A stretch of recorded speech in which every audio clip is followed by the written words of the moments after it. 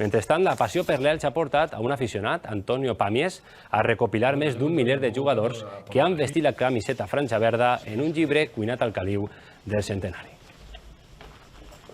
Pamies recopila des de fa quasi 2 dècades dades dels jugadors de l'Elx. Alguns han sigut molt mediàtics, com Babat, Troviani, Nino, Cañizares, però el seu llibre també vol rescatar de l'oblit els futbolistes i treballadors més anònims. Hay gente que te lo dice, que te dice, creo que no merezco ese homenaje porque jugué 10 minutos, le voy a poder enseñar a mis nietos que yo jugué en el Elche.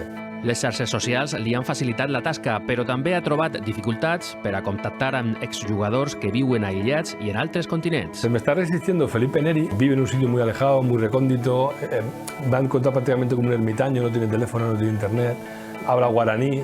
Per a altres exfranjaverds, el futbol va ser un trampolí. Frankowski, hablábamos de los polacos, es eurodiputado.